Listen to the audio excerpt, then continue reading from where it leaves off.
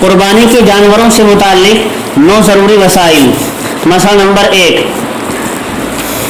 قربانی میں جانور تو بکرا، بکری،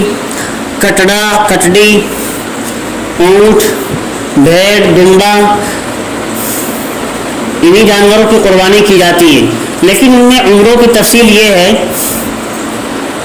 کہ بکرا بکری تو 1 سال کے مکمل ہونے ضروری ہے۔ البتہ دمبا یا بھیڑ میں اتنی بات ہے کہ اگر وہ فربا اور صحت مند ہو تو 1 سال سے کم بھی ان کی قربانی درست ہے، جبکہ 6 مہینے سے زائد کے ہوں۔ یہ بات صرف دمبا اور بھیڑ میں ہے کہ اگر وہ صحت مند اور دیکھنے میں بڑا لگتا ہو تو 6 مہینے کا بھی کافی ہے۔ باقی بکرا اور بکری یہ 1 سال کے مکمل ہونے ضروری ہیں، اور کٹڑا کٹڑی یہ 2 سال کے مکمل ہونے ضروری ہے پورے۔ اونٹ 5 سال کا مکمل ہونا ضروری ہے۔ دوسرا مسئلہ یہ ہے، اونٹ بھینس وغیرہ بڑے جانوروں میں 7 حصے دار شریک ہو سکتے ہیں، جبکہ بکرا بکری صرف 1 حصے ہی کی طرف سے کافی ہوتے ہیں۔ مسئلہ نمبر 3، سبھی شرکائے قربانی جو قربانی میں شریک ہے حصے دار، ان کا عبادت کی نیت کرنا ضروری ہے۔ بڑے جانور میں حصہ لینے والے سبھی شرکا، ان کا قربت و عبادت کی نیت کرنا لازم ہے، سبھی کی نیت ثواب کی ہونی چاہیے۔ لیکن اس قربت کی نیت میں یہ ہے تفصیل، اس قربت کی نیت میں اگر کسی کی قربانی کی نیت ہے، کسی کی ولیمے کی نیت ہے اور کسی کی عقیقے کی نیت ہے تو یہ سب بھی قربت و عبادت کی نیتیں ہیں، تو یہ تو صحیح ہو سکتی ہیں۔ اس طرح حصے داروں کی اس طرح کی نیتیں تو صحیح ہو سکتی ہیں کہ 7 حصے داروں میں سے ایک نے قربانی کی نیت کر رکھی ہے، 2 نے ولیمے کی نیت کر رکھی ہے، 2 نے عقیقے کی نیت کر رکھی ہے۔ لیکن اگر کسی شخص نے غیر قربت غیر ثواب کی نیت، مثلا گوشت کھانے کی نیت سے حصہ لے لیا یا اپنی دکان میں گوشت بیچنے کے لیے حصہ لے لیا، تو اس جانور میں حصہ لینے والے کسی بھی شریک کی قربانی درست نہ ہوگی۔ اگر ایک بھی حصے دار نے گوشت کھانے کی نیت سے حصہ لے لیا، اپنی دکان میں گوشت بیچنے کے لیے حصہ لے لیا، تو یاد رکھنے کی بات ہے، اہم مسئلہ ہے، سب حصے داروں کو ایک جگہ بیٹھ کر اپنی نیت درست کر لینی چاہیے۔ تو اگر ایک کی بھی نیت میں فساد ہو گیا، اس جانور میں حصہ لینے والے کسی بھی شریک کی قربانی درست نہ ہوگی، تمام کی قربانی صحیح نہ ہوگی۔ مسئلہ نمبر 4،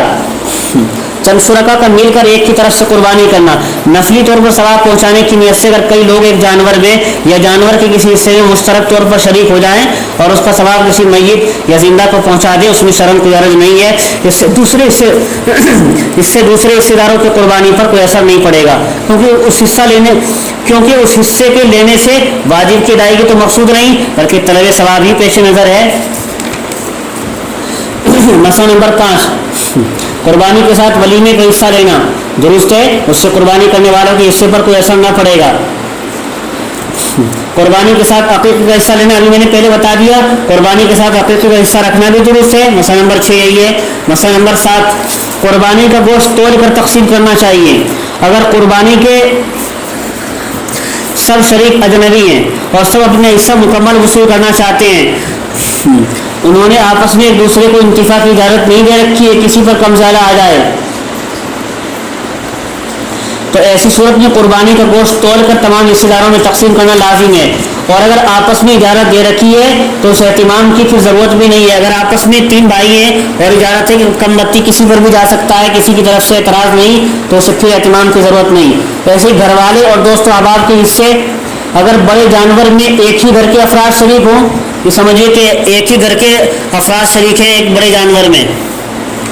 یا سب حصے دار ایک دوسرے کو انتفاع کی مطلق اجازت دے دیں، بھائی کم زیادہ کسی کو جا سکتا ہے، کوئی کسی کو اعتراض نہیں، تو ذبح کے بعد اس کے گوشت کو تول کر الگ الگ کرنا ضروری نہیں ہے، بلکہ حسب ضرورت اپنی اپنی ضرورت کے اعتبار سے سب لوگ استعمال کر سکتے ہیں۔ مسئلہ نمبر 8، منت کا حصہ تو بالکل الگ کرنا ضروری ہے، یاد رہے۔ اگر 7 حصوں میں سے ایک حصہ منت کا تھا، کسی نے منت مانا ہوا حصہ لے رکھا تھا، کسی شریک نے منت کی قربانی کا حصہ لیا تو اس حصے کو توڑ کر بالکل الگ کرنا ضروری ہوگا، کیونکہ اس حصے کا استعمال خود حصے دار کے لیے یا کسی بھی مالدار کے لیے جائز نہیں ہوگا استعمال کرنا، کھانا اسے، بلکہ اسے گوشت کو تو فقراء میں تقسیم کرنا ہی لازم و ضروری ہوگا جس قربانی کو جس حصے کو منت مان لیا گیا ہے۔ مسئلہ نمبر 9، بوقت ذبح تمام شرکا کی طرف سے نام بنام نیت کرنا جو ہے، یاد رہے اگر بڑے جانور میں حصے دار متعین ہو چکے ہیں، بھائی یہ 7 حصے دار یہ ہیں پہلے متعین ہو گئے، تو ذبح کے وقت ہر ایک کا نام لینا کوئی ضروری نہیں ہے، بس مطلق ذبح کرنے سے سب کی طرف سے قربانی درست ہو جائے گی۔